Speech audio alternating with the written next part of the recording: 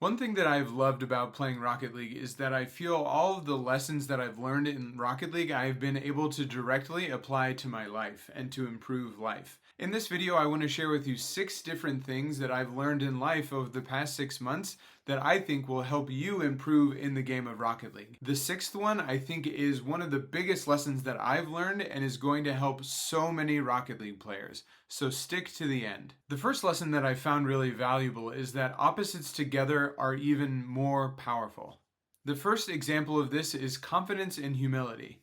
Confidence, the idea of confidence to me is being able to take risks, being able to do things that make you uncomfortable, doing things that you've never done before. The other side of that is humility, understanding that there's still more to learn, that you're not perfect, that you don't know everything, that there are people out there better than you and people that you can always learn from, and that you can even learn from people that might not be as good as you. That every opportunity is a learning opportunity. Another great example of this for me is patience and urgency all together. When you're trying to prove at Rocket League, it takes time. And so you have to be willing to understand that this is something that you're in for the long haul. To me, urgent means that you don't waste any time. That every day or every week, whatever that looks like, you are being diligent and putting in the time, getting good and improving at something over a long span of time is how you really start to improve.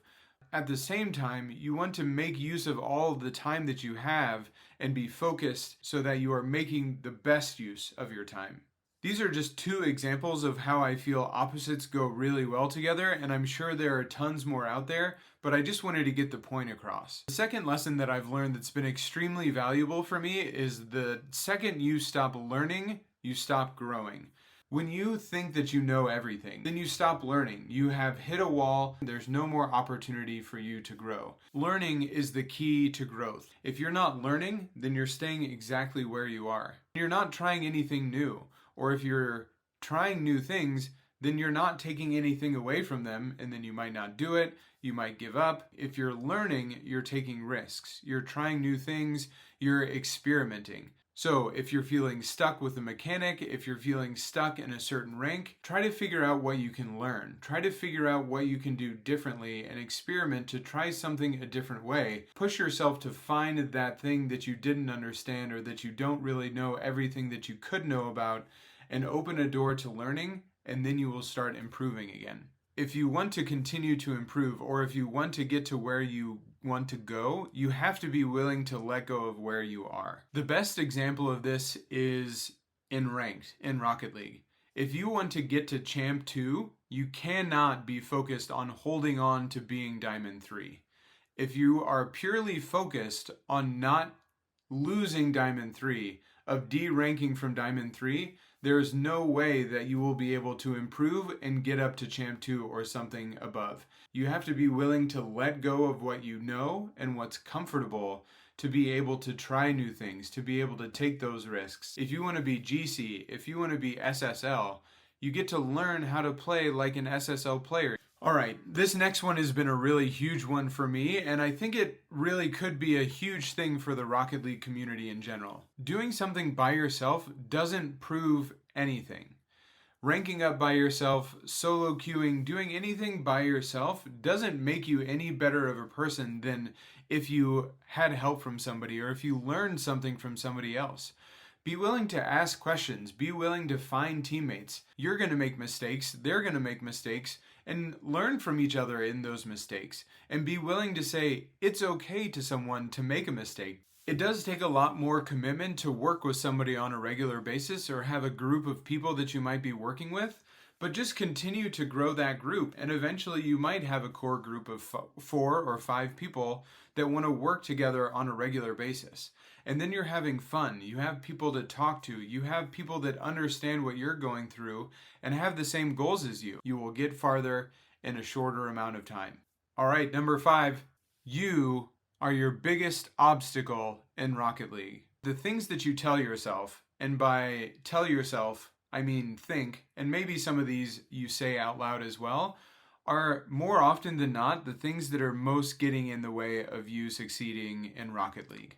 Something like, I suck, or it's always my teammates, or I don't like training. If you tell yourself that free play is boring, of course free play is going to be boring.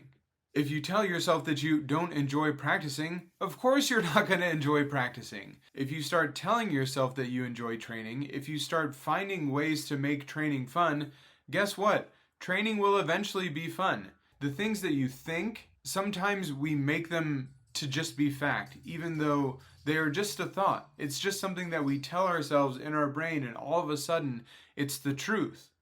So when you think something, you can very easily think the opposite, and it's still true.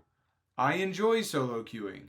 I enjoy losing MMR, because then I know that I'm going to learn something from those losses, from those mistakes, that will help me get better. So if you're still here, first of all, I just want to say thank you. Thank you for watching the majority of this video, and I really appreciate it, and hopefully it has brought you value. This last lesson has been super important to me. Emotions are not bad or good. They're just emotions. It's what you do with them that can either benefit you or hold you back. The perfect example, I think, for this, for me, is anger. When I got angry playing Rocket League, I always thought I was bad or I was doing something wrong, and I would almost feel even worse. I would get angry, I would get upset that I was losing or not playing as well as I would want. I realized that it's not really the anger that is bad. It's what I did with the anger that was bad. I would just sulk, or I would get angry at the game and just hate the game and blame things on the game and blame things on my teammates and not want to go back and not want to spend time training. When really what I wanted deep down was just to improve. And the idea of improvement is not bad at all. So the anger was just my desire to improve, and that anger resulted, or what I did with that anger was just throw a pity party. Instead, when I feel that anger, I could use that anger as motivation to improve. When you feel anger in the game of Rocket League, you might curse at your teammates or throw your controller or rage quit the game or start, banging on your keyboard and saying mean things to your teammate. Those are all not productive ways to use your emotions. It's about finding productive ways to use those emotions to move you forward. I do also want to say this, that anger is not the highest frequency emotion that you can have. It's not a place that I would recommend anyone live a majority of their life. When you feel anger, use it to your advantage and use it to the game's advantage to improve.